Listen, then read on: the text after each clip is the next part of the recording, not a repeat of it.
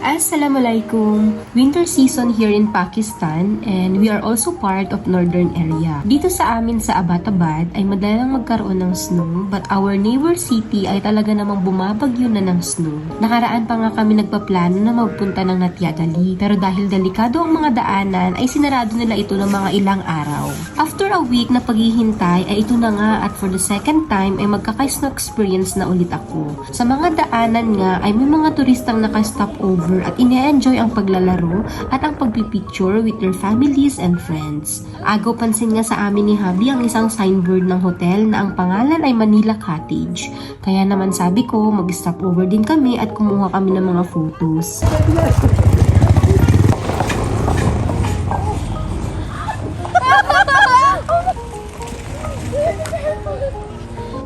D'Angelo's taxi. Or D'Angelo's.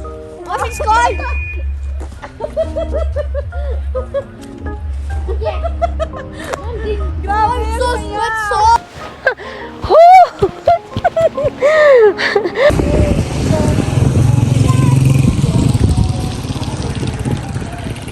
You like it here? Mom, Cheetos. Look, be careful. This is stone. Look. Let's go. Yeah, let's go. Let's go on the other This is place. ice. Yan, pupunta mo. Kasi yung mga kasama namin. Lilipad kami sa ibang place. Grabe. Oh. Maybe. I have this. Ang lamig.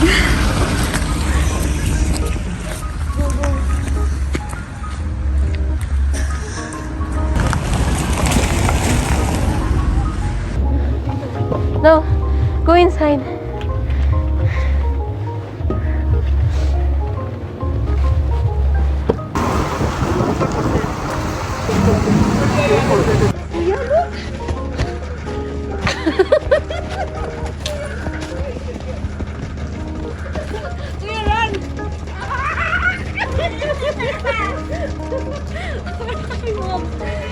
Grabe, ang saya ng snow.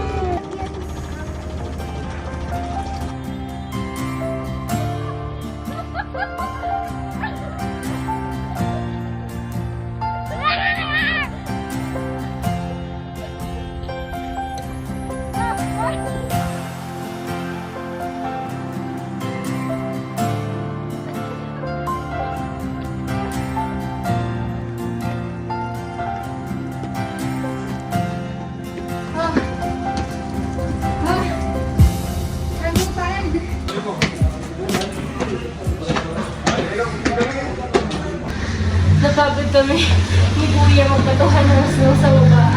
Okay, let's go. Yeah. Okay, let's go. Nakapagod.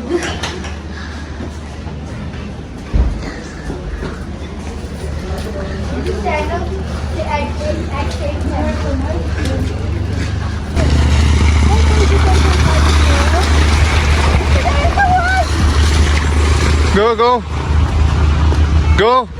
Going to No, nothing. Nothing. you can survive the snow. Uy. Baby, Baby. Where is the car? Where's our car? Where's our car? Just go ahead, maybe.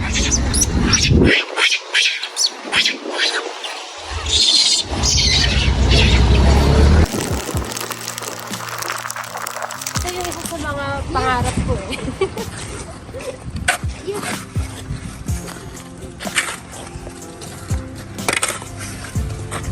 Hindi siya madali ha.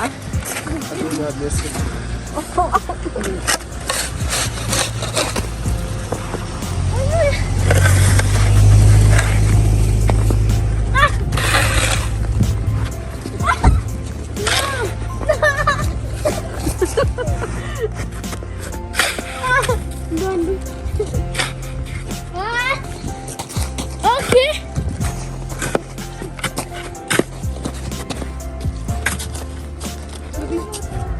Rooftop na ito ng bahay.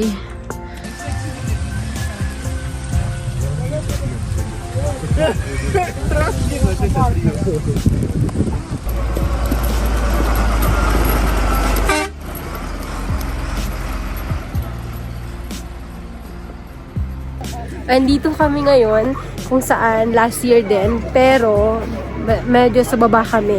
That time, we are in Alpine Hotel. At ito yung nadaanan namin na playground last time. Ngayon, dito naman kami nag-stop over kasi mas gusto, may makasama kami mga bata. Kaya mas gusto nila dito para makapaglaro. And, ito pala is St. Matthew's Church. Papakita ko sa inyo. Ayan, ang St. Matthew's Church na Tiagalir. Diba? Ang ganda!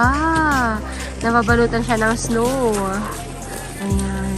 Si Kuya na umiyak kanina kasi nilagyan ni Bunso ng ice. Yung jacket niya. Kuya, you're feeling cold. That's why you cried. Huh? Zamula, we didn't put whole ice in my bag. At yan si Bunso. Yan. Pasaway talaga yan si Bunso. Ano? Nagalit tuloy si Papa Johnny niya. Ayan ang playground sa baba na gustong puntahan na Kuya. Ngayon, hindi mo na kami ng permission kay Habi. Kuya! Ask permission na to Papa. Go, we'll go down.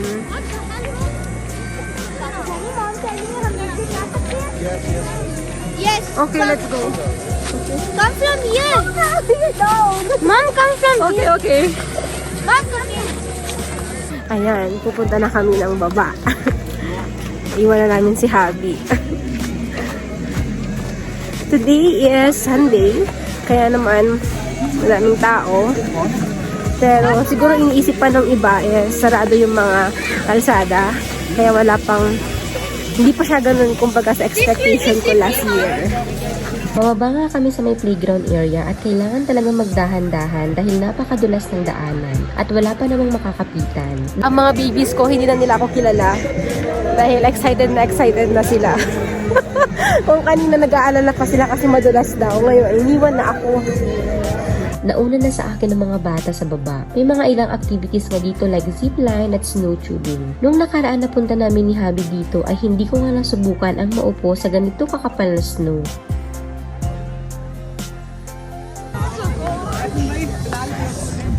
Only want to sit.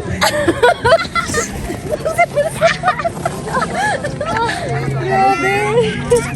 Ngayon, gusto ko lang maupo. Ganito lang. Pupulan tayo.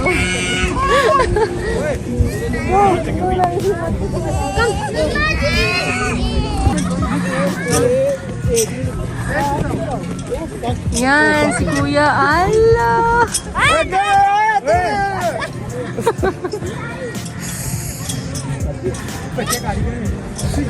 ये देखो कैसे लग रही है आपको Mas na, baby. Mas. Are you happy, Bunso? Yes. No? Ala, si Bunso. Walang kapaguran. What about you, Kuya?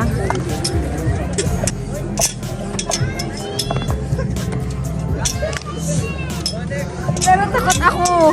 Maybe I will fell down. Just go. No, baby, it's fine. If you want, you can go. Okay, climb. No, I will not climb na. Babi, come na. Paano mo ngayon dawa ka? Oh! Yes! Oh! No, you can also slide like Ngayon nakasama ko ang mga bata ay nakakatawa din naman talagang makipaglaro at makipagbatuhan sa kanila.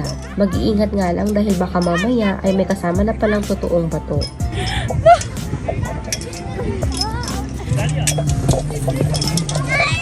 No, enough na, baby, enough.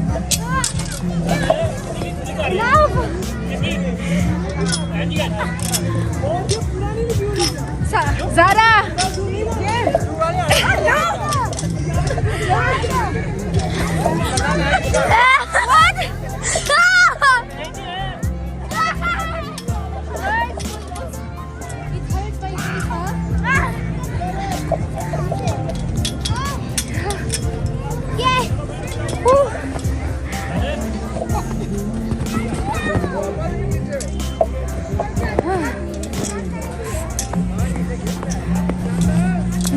clean me? Look what you have done to me. Your hands. Look, you never do my hair. Look. Ah! Let me see. Sa totoo lang ay masaya maka-experience magpunta sa mga ganitong nag-snow area. Pero siguro pag titira ka na parang ang hirap para sa akin. Sa city na lang namin na malamig na ay napakahirap kumilos. Paano pa kaya pag ganito? Tas problema pa ang mga kalsada, ang tubig na talagang nag-iyan. Although kahit may heater at geyser tayo sa bahay, ay still mahirap pa rin kayanin pag pangmatagalan na. Kaya bilib din talaga ako sa mga nakatira sa ganitong mga lugar. Pero sa bagay, sanayan lang din talaga.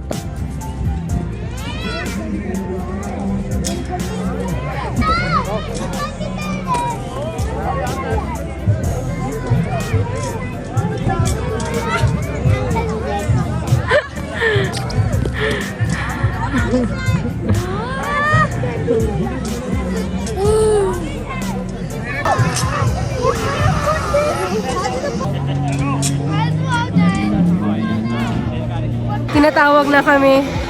Si Kuya andun na sa taas sa may sasakyan. Pero si Bunso, ayaw pa niya. Siyempre, expect ko na talaga na ayaw pa niya talagang bumaba. Ayaw pa niya umakyat. Nag-enjoy pa siya.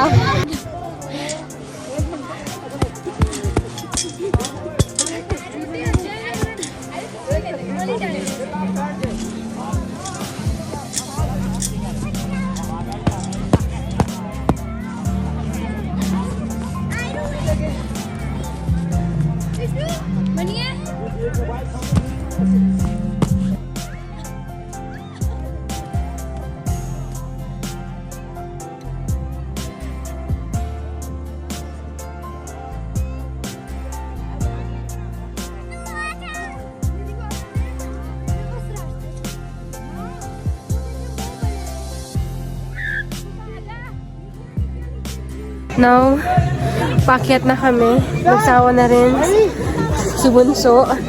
Kaya,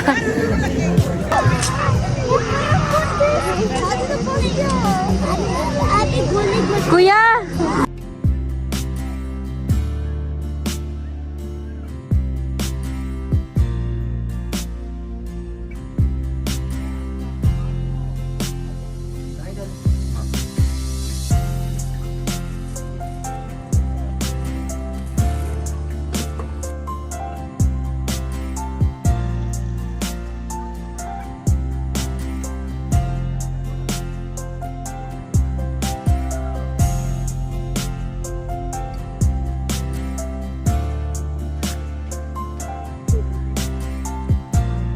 Papunta na kami ngayon sa restaurant kung saan kami magdi-dinner. Yun nga lang, napakadulas ang daanan at pahapon na rin. Kaya naman nag-decide sila Habi na palagyan ng kadena ang gulong. Ganito pala ang ginagawa nila para sa ganun ay mas kumapit at iwas aberya na rin sa daanan.